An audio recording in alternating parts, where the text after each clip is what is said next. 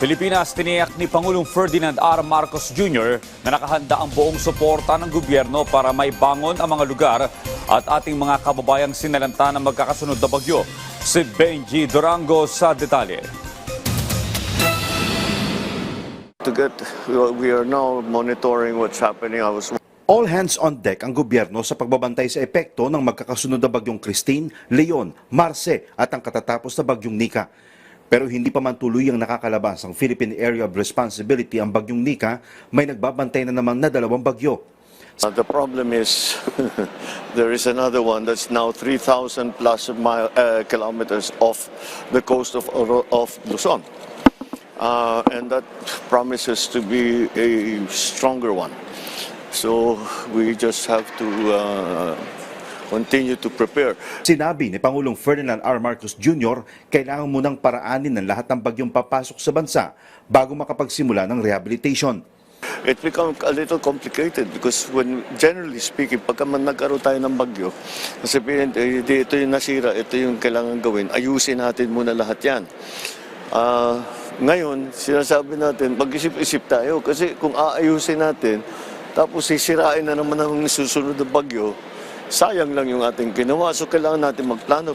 Siniguro naman ng Pangulo na nakahanda ang gobyerno na tulungang bumangon ang mga nasalanta ng bagyo. Pero yung mga tao, kailangan na may kuryente, kailangan na may food supply, kailangan na may tubig, kailangan ng ayusin ang kanilang bahay. So this is the balance that this is the tightrope that we are trying to navigate it. Aminado ang Pangulo na ngayon lang naranasan ng bansa ang ganito.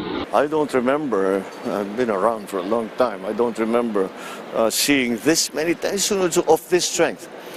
Maaari yung isang malakas, tapos may susunod na isa, may hangin ng konti. Pero hindi yung sunod-sunod na malakas. At saka sunod-sunod. Hindi man tayo binagbigyan ng isang linggo. Ang sinisiguro naman niya, walang iwanan, hatawin man tayo ng kalamidad. And the national government will come in as soon as we can. In fact, we're already there, and they are just waiting for the storm to allow them to get to work.